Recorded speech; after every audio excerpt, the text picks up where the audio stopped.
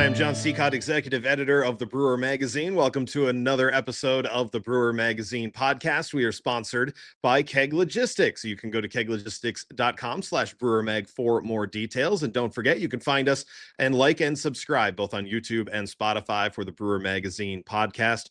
And of course, you can also go 24 hours a day to the homepage of brewermag.com for your business resource needs for the craft beer industry.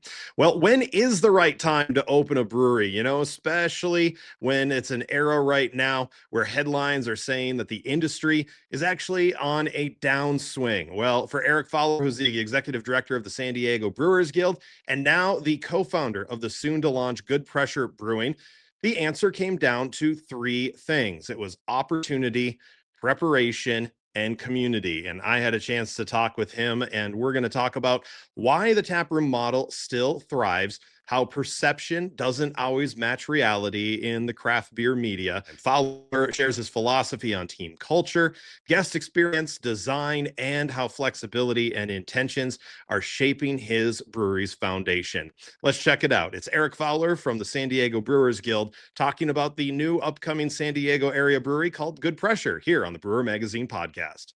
This Brewer Mag podcast is sponsored by Keg Logistics. Now's the perfect time to review your keg management strategy. Whether you're seeking a truly flexible keg rental program or intrigued by the seamless distribution freedom of paper fill, Keg Logistics is ready to craft a personalized solution for you, ensuring you receive the kegs you need precisely when you need them. For details, visit keglogistics.com/brewermag. Keg Logistics, modern solutions for keg efficiency.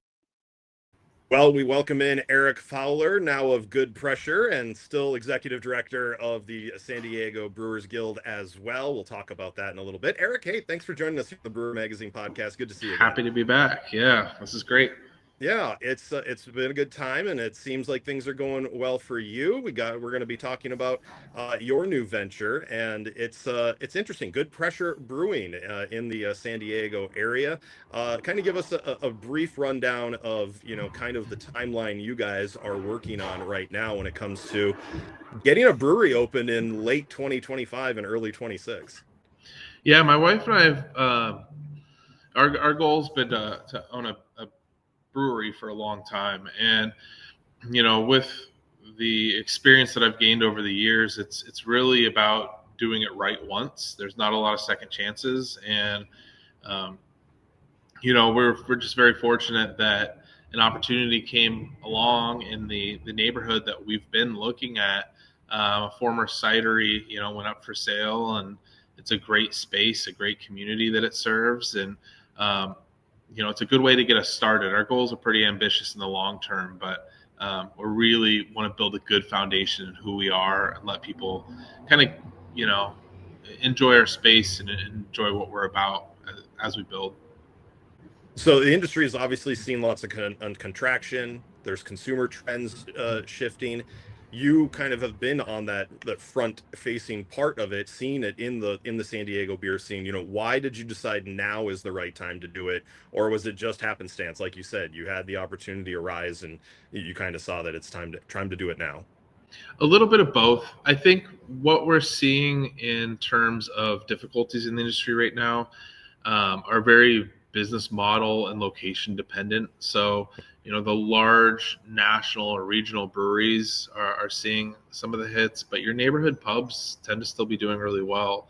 You also see the days of 10 breweries opening in a business park around each other that's not very accessible to suburbs or neighborhoods, but are still centered around taproom models, tend to have a little bit more challenges than the neighborhood spot. So it's a mixture of opportunity, and we knew what we wanted and we weren't willing to concede, and I think that's a big reason on why we took the step forward and when and where we did.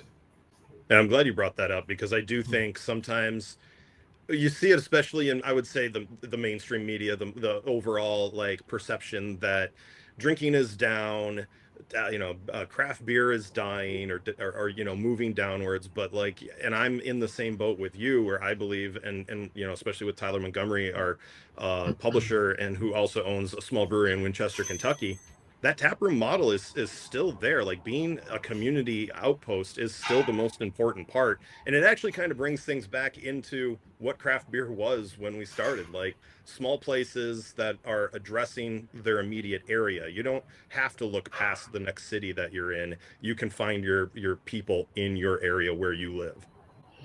Yeah, completely. And I think we're a very insulated industry. So when you're in it and see it every day, I don't think our viewpoint is always the most accurate.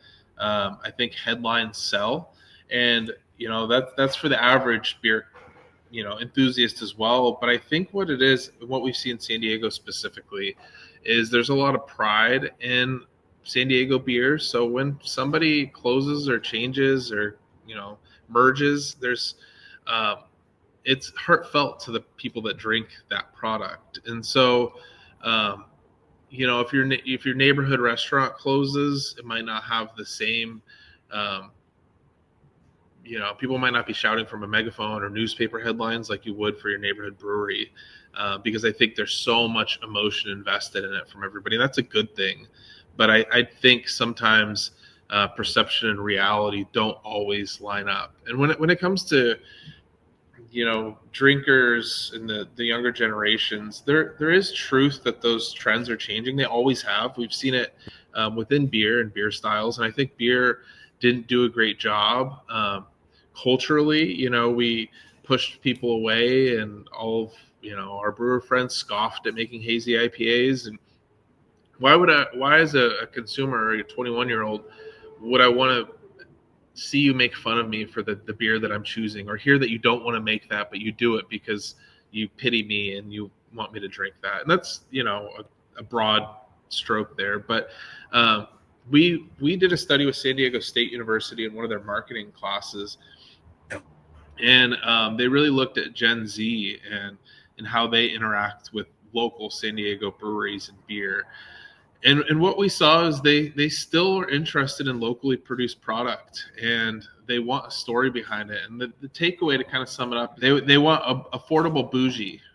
And so, they want a story that they can associate with, and a product that tastes good, that's for them. But some of the headlines saying, how much Gen Z is drinking or not drinking, we have to realize that half that generation is still under 21. So there's ways that you could forecast and estimate how much you think they're going to drink, but in the grand scheme of it, most of them aren't of age yet. So I think that's kind of worth understanding. No, I agree as well. In fact, I actually find, like, because I kept hearing that, and I was like, wait, what's the age difference? Like what the younger side, and I'm like, that's almost my son's age. Yeah. And I'm like, he just turned 13, so I think he's at the very start of Gen Alpha. But like that whole, like you said, half of those kids aren't even there yet. We're not marketing to them yet. Like there's a completely different piece right there that's the future. That's what we'll be looking at, 5 to 10 years from now. But and I've seen the numbers sometimes. I feel like those get skewed because, of course, anyone under the age of 21 that is considered a part of that generation isn't of drinking age, and of course they're going to say I'm not drinking. So it Yeah. kind of, I think it skews some of those numbers. And what were we doing when we were 21 to 29? Even we weren't Yeah. really going out and hitting craft beer bars, even though maybe they weren't as prevalent in areas, but we were still like getting the $5 pitcher of whatever the swill was on tap. And Yeah. that was I how was drinking changed. I was pretty fortunate with Stone Brewing being Well, becoming pretty sure. prominent, and red Carl Strauss Amber Lager was one of my first beers that really made me realize that I enjoyed beer. But I know that's not the experience of everybody, and I just what we're excited to do with Good Pressure is lower that barrier to entry and just be very accessible. And our beer style naming, our beer naming conventions are all based on style and flavor. And, we're opening with a couple fruited seltzers, and we've retained the wine license. So at some point we want to establish a cider and wine program as well. And beer is going to be who we are and pay our bills, but we want to make sure that we have an experience that doesn't turn people off and is here for them, and represents the community and part of San Diego that we genuinely, don't see as represented in terms of there's a lot of beach out there, but not much of San Diego is located at the beach. And we're almost high desert where we are, even though we're, I don't know, 10 miles inland.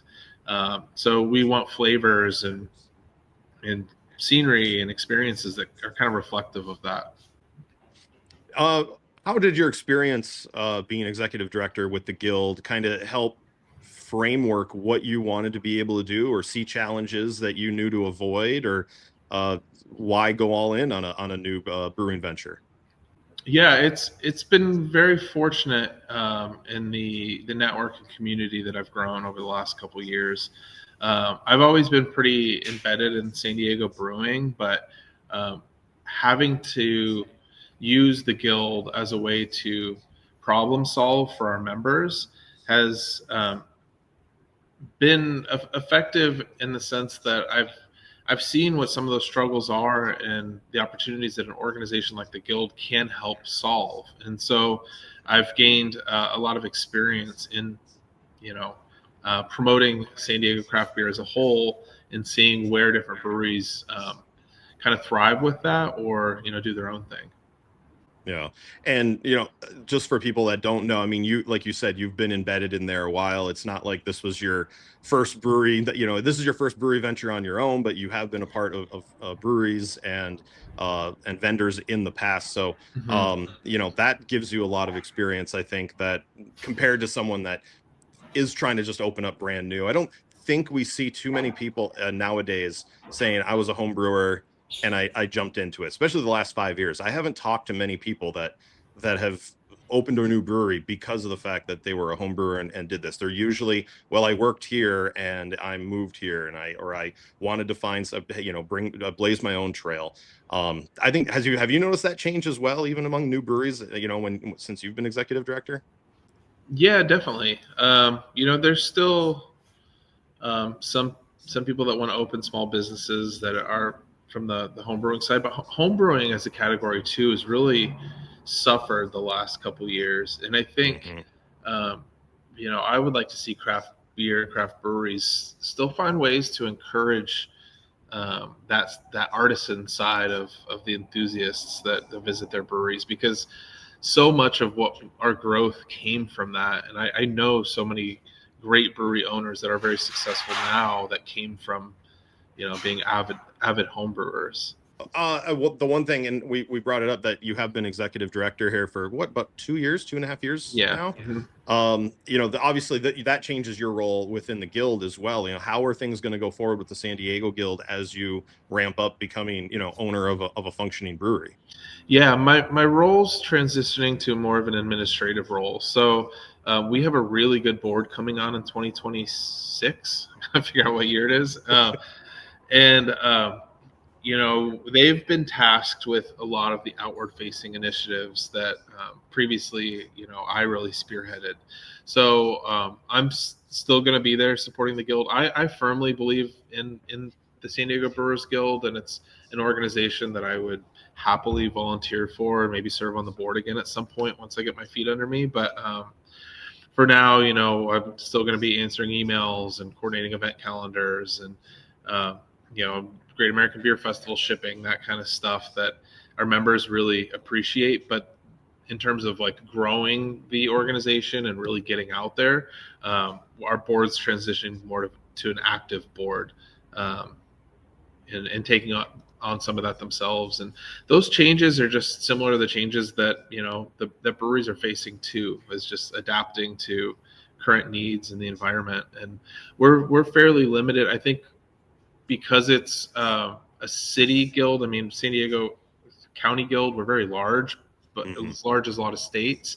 But it limits our growth to a certain extent as well. But it keeps us nimble and allows us to kind of narrow the focus on who we are and what we do, because we're catering to 100 breweries as opposed to that are in a smaller geographic area, as opposed to 100 that are spread out all over a state. Right. Well, I see the logo behind you. What's the name Good Pressure Brewing represent when it comes to coming up with the name? Is it a philosophical thought process? Is it something that you want in opening a brewery? What's with the name Good Pressure? Yeah, good pressure to us is a mindset, and our call to action is let the pressure shape you. So life presents a lot of hurdles and difficulties, and we want to create a community that views those challenges as something positive that's going to better you, that's going to harden you, that's going to shape you. And so we want a really active community of beer drinkers that are enjoying our product or coming in. And beer is kind of the what, not the why for us. And if people want to come in and geek out about beer, trust me, I love that more than anybody else in the world, and can tell you the pH of every one of our beers at every one of the steps. But we want to have people that just come in and enjoy beer and want to better themselves, because life's hard. And I think breweries and pubs and community are the only way that we get through it.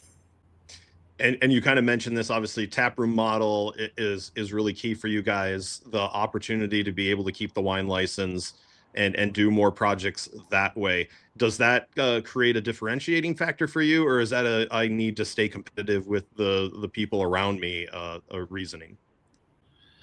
I don't know if it's much as a differentiating factor, because tap rooms, whether we admit it or not on the inside, are compared to bars and restaurants, right? Like, a guest walking through the door can go down the street to somewhere that has a full liquor license and order whatever they want. So the differentiation between that and us and in any brewery is the story and intention behind it. And being able to say we made this specifically for you and for your palate. Um, I I have a background in wine. I sold wine for about 4 years before coming to beer, and it's always I've taken my quartermaster sommeliers exams, and I've invested quite a bit over the years in maintaining that, and it's always something that I've wanted to explore more, and this is just a great opportunity to do that. And it's more of a long term project of the business, though, because Sure. beer is pretty easy to make adjustments to. If you brew a batch and you want to tweak it, it's fairly quick. Wine, on the other hand, and some of those relationships that we want to develop with the local vineyards is going to take years instead of months. Mhm. Yep, absolutely. No, when it comes to like market data, I mean, you get to see a lot of that stuff. You probably have learned a lot over the last, 3, 4 years, or even before that, of understanding, what a startup needs to be. And like you said, you feel like you are going in with a business plan, and obviously there's always adjustments, there's always changes. But how have you changed your mindset towards what you guys are going to be when it comes to right sizing the capacity, or making sure that you're doing things that people in that area really want?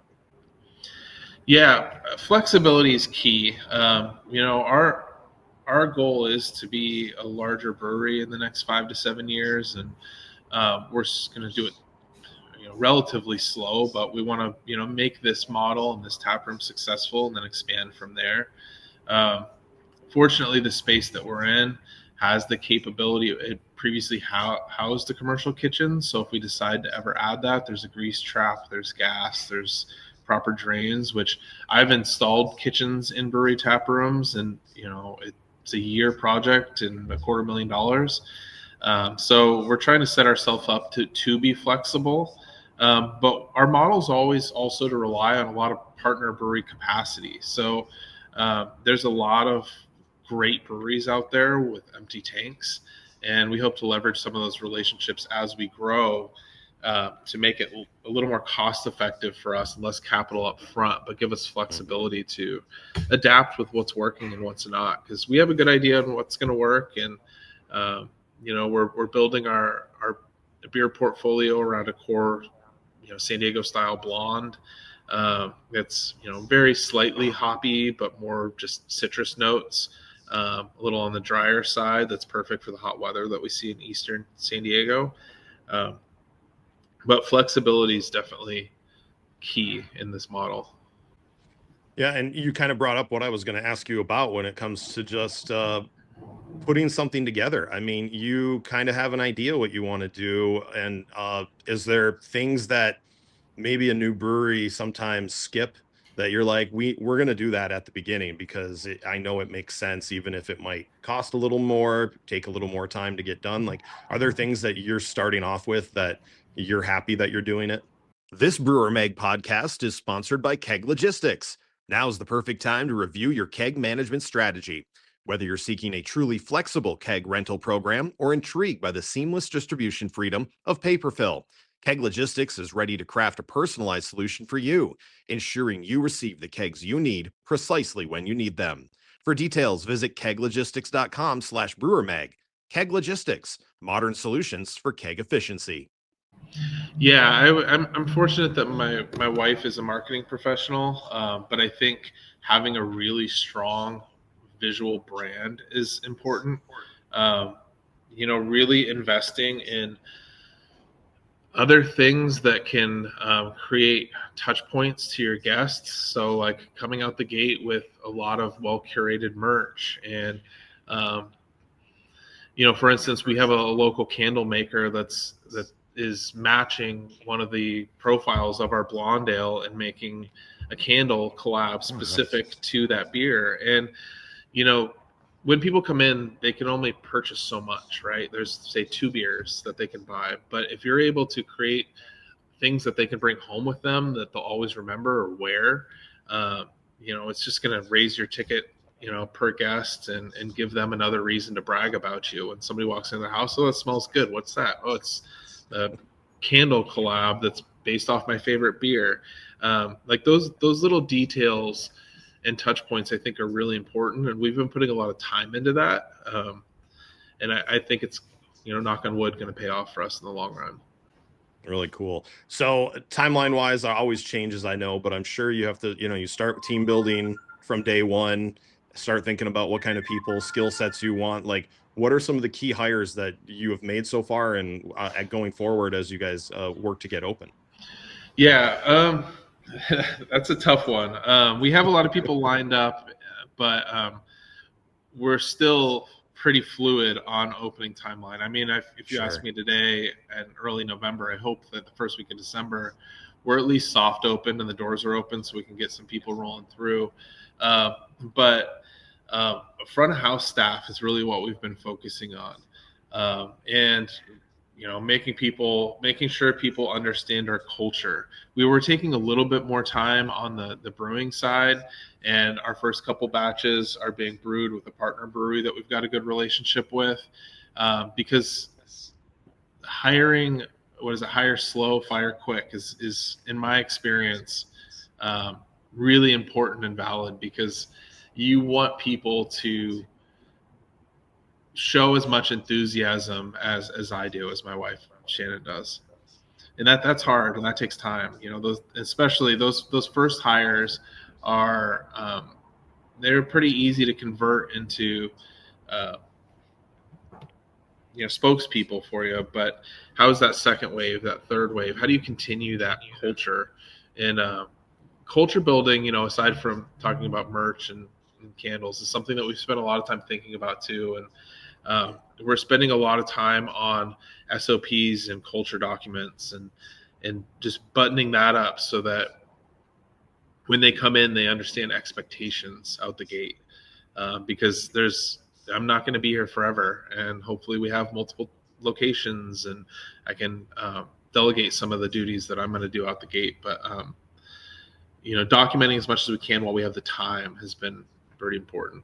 Sure. And it when you do that ahead of time, people know what to expect. They might look at it and be like, well, this isn't the fit for me, or this is exactly who I want to work for. Like, you bring in the type of person to even apply first. So like you are having that a little bit of a gate to show like, this is what is expected of you. I mean, do you find that has changed, especially in the last 10 years or so? It seems that that's been more important than just, we're just going to take whoever, can pour a beer and we'll see where we go from there.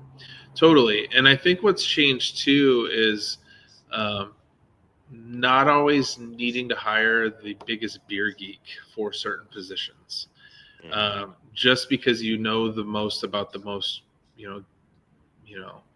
Hill Farmstead release, or some geeky thing that we stood in line for. That's great, and that is useful. But somebody that understands people is very important. And something else I want to mention, semi unrelated to that, is when you're building out your space, taking time to interact with it in ways outside of your own perception. So, walk through the door as a guest and sit down, and what do they see from every chair in the place?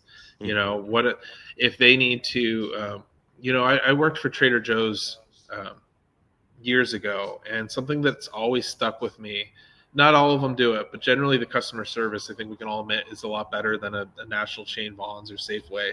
Everybody's pretty happy there. They never want you to point to where, if somebody says, oh, where's the frozen orange chicken? They never want you to point and say 3 hours over. They want you to walk the guest over there, put it in their hand. And that's really stuck with me as important. And when we've built this place out, we're trying to develop it in a way that nobody has to ask where the water station is or where the bathroom is. It should be very intuitive in the way that guests interact and use the space. So those details, I think, are really important, and just something people should think about, especially if somebody's coming in from the brewing side. Interact with the space in that regard, but find an expert that maybe could take the front of house side and walk through it with different set of eyes. Yeah, absolutely. I think the number one thing, and you mentioned it, is water. Like, do I get it at the bar? Do I get it, is there a tap somewhere? Where is it? Like, I think that's the first thing. My wife and I walk into a place, and she's like, will you grab me a glass of water? Like, it's always like the first thing. And it's always like, where is it? I mean, and there are somewhere, I'm glad, there's either signage or it's right at the front door when you walk in. So yeah, I think it's important to have those, like you said, those types of pieces in place, and understand where there are not okay, we've built the place, now where are we going to do this? I think that's a good idea. There's I don't recall the name of it, but a couple months ago read a book on like user experience and how things are interacted with. And I'm going to butcher the story because I don't recall the guy's name, but he had a door named after him because there was like a big 60 Minutes or CBS Sunday morning segment on how you don't ever think about doors, but when they're designed improperly, whether it's push or pull or slide, they need to be very intuitive. And we all have things in our life that we learn workarounds, but then somebody else comes into it and it's like, everybody that walks in always slams the door because they're pushing it and it's a pull. Like, little things like that are important, and nothing's perfect. But when you start viewing things like that, and where the water is, and do you need a sign for it? Because it means it's probably in the wrong spot if you need a sign for it. Exactly. Well, let's talk a little bit about the brewery. You've kind of touched on like the one beer with the blonde, but are there other styles or certain ingredients or kind of like a taproom vibe that you're trying to put together? I mean, like, how do you build that right now? Yeah, so the two beers that we're going to open within that are going to be packaged are the San Diego style blonde and a West Coast IPA. And those we have these awesome digitally printed cans from CanWorks, which is just in North County, San Diego. Those are just about to be printed any day now. And then to start, we're going to focus on some basic styles: an American light lager. We might throw in a coffee stout just because of the time of year and my personal preference, hazy IPA. But beyond that, long term, what we want to do is have some one-off geeky stuff as well. So I'm a big fan of Belgian beers. I would love some lower ABV table-like beers, Hefeweizens, really yeast-forward beers that are sessionable would be great. I wouldn't mind throwing some like Brett or spontaneous beers in a barrel as well. Those aren't going to be what we're known for, our bread and butter, but I think it's great and important to offer something interesting to guests. I've purchased a couple casks. I would love to have a rotating cask program. But even when we get into the geeky stuff, we still are brainstorming ways to present it in accessible ways. Not everybody knows what Hefeweizen is or how to pronounce it. And that can be intimidating to somebody that wants to order and they don't know how to say the damn thing they're trying to order. I think we've all experienced that. So just finding ways that, maybe it's summer wheat ale instead, or German wheat ale, things that are still accurate and true to what the beer is, but kind of just lower that barrier to entry a little bit on some of the geekier, especially old world styles. Well, what do you think your success will be in 2 years? Like, how are you going to define it? Do you have something written down? Do you have a feeling that you have for it? Like 2 years from now, we are successful when we blank. Yeah, in 2 years, I hope that we're opening our second location. If probably not open realistically, but have secured a location and are growing the brand that way. I think quite often a lot of brewery owners and entrepreneurs, their goal is to open a brewery, and once they open, they've achieved their goal and aren't really sure where to go from there. Our goal is definitely to grow and impact San Diego and Southern California more broadly over time. But, we definitely want to continue growing in terms of volume, presence, notoriety. When people come to when people come to San Diego, we want our name to be on the list of places people should go. Well, let's put your guild hat back on for a second and talk a little bit about, some of those things. Like, how can a guild help continue breweries navigating the current climate? I always like to, if I'm talking to someone that is a part of a guild, I still talk to breweries that are like, we're not a part of a guild, we don't need to be. I always like giving you guys the platform to say why it's important to be a part of your local guild. Yeah. It depends on the brewery's goals. I think comments like that, while I've heard them, shutting things down definitively is ignorant to me. Saying for sure I don't need that and we'll get nothing of it. Like, maybe that's the case with the guild in the area you're in. Like, that might be accurate, but I think there is benefit from people getting together and trying to push something in one direction. That's different for everybody, but I would encourage people to, instead of shutting it down, ask what you want or need of that organization, even if it's not their strong suit, and then they can decide whether they can achieve that or not. There's three main components of guilds. Political advocacy is probably the biggest one, and that's more of your state level or national, like the Brewers Association does a lot of political advocacy. And while they communicate that and represent it, I think people think of the BA as like a, CBC and like a big party, and they meet up a couple times a year, but being in Washington and working with the state guilds is really their strong suit.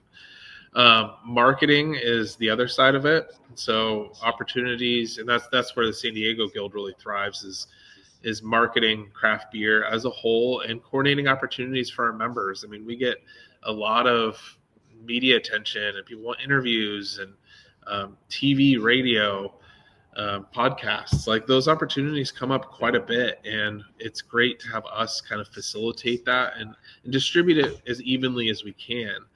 And then third, I think, is bringing the community together from a social component, but also to have business-related conversations. So to see where people are succeeding or where maybe they're struggling with. Something we've done a little bit more this year is creating roundtables. So we'll pick a subject, and the last one was on San Diego Beer Week, which is coming up in 3 days, yep. as of time of recording.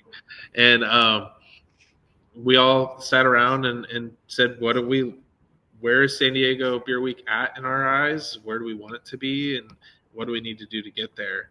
And I think having a central trade group and community-led organization to do that is really important. So I think there's a lot of benefit to brewers guilds. It's just sometimes the execution may not be what people are looking for, but even our membership, like some members, they rejoin, and then they don't really need much from us throughout the year. They just like supporting a good cause and promoting San Diego beer. And we have other ones that are at every meeting, and maybe they're smaller and that information is really valuable to them. Yeah. And I'll always say my rebuttal to when I do talk to people like this as a former president of a homebrew club here is, if you don't like something, then get involved and change it. Yeah. Simple enough too, as Totally. well. So yeah, you get out of it what you put into it. And if you, and then this is life, but if you sit and gripe about it, that's not for you, but you've never gone to a meeting, you've never even emailed them, and like, of course your interactions are all going to be negative because that's the only energy you put out. But if you show up and really want to help, at least then there's more potential of something happening. Absolutely.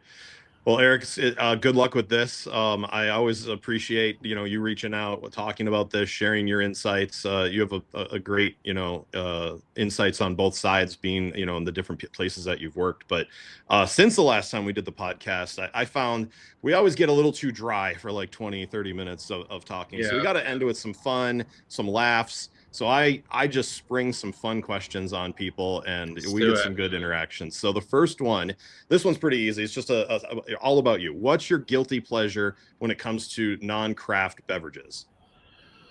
I wouldn't say guilty. I mean, I like cocktails a lot. So last night I made some cranberry orange cinnamon simple syrup this weekend, and I made an old fashioned with that, and then we had some sparkling wine. So we put a couple drops of it in some brut sparkling wine as well, and it was awesome. We had a fire, and it's nice. San Diego fall here, so it's like 50 in the morning and 75 in the afternoon, but it felt like fall. It was delicious.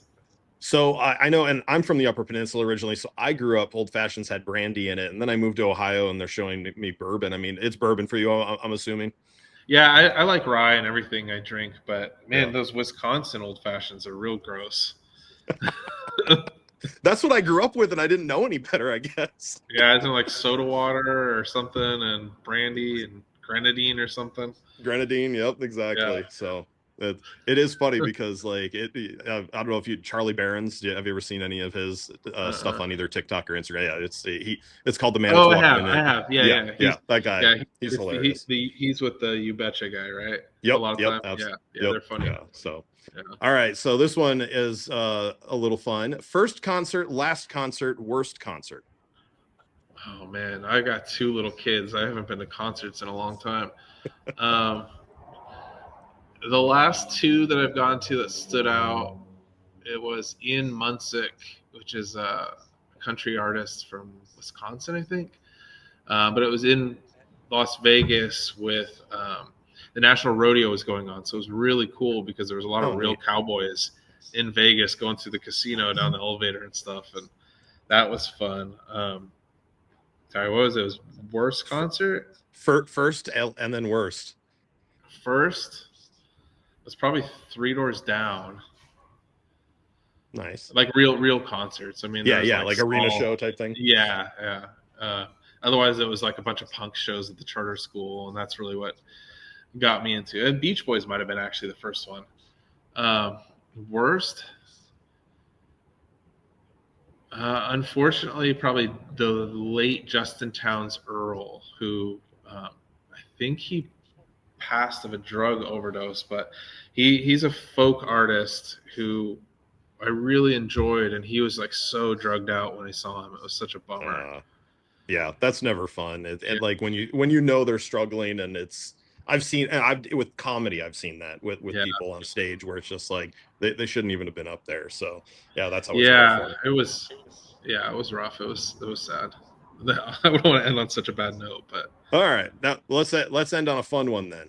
This one, I heard this one. This was like on a curling podcast. This is where I find inspiration. If a candy fell in some mud, but you had to still eat it, what would it be? Probably a Skittle. A dirty Skittle? Yeah, because the inside's still going to be pretty protected. Sure, that's true. You're thinking like practical. Yeah, we're like a week from Halloween, so I've gone through my kids' buckets a couple times. Yep, he had the pillowcase sitting right here on the counter, and I was like, I'm just going to keep taking it until you hide it from me. And so now he has taken it finally. Yeah, so. I try not to take all the good ones, but if they're still there for a couple days, then I'm like, okay, that's free game then. Yep, absolutely. So cool. There, we ended on a fun note. We talk some candy. So, E- Erik, I appreciate you taking the time and talking to us here on the podcast. Yeah, it's been great, John. I appreciate all the content that y'all produce and work hard to keep spreading the message and happenings of craft beer. Thank you very much, and cheers. Cheers. This Brewer Mag podcast is sponsored by Keg Logistics. Now's the perfect time to review your keg management strategy. Whether you're seeking a truly flexible keg rental program or intrigued by the seamless distribution freedom of paper fill, Keg Logistics is ready to craft a personalized solution for you, ensuring you receive the kegs you need precisely when you need them. For details, visit keglogistics.com/brewermag. Keg Logistics, modern solutions for keg efficiency.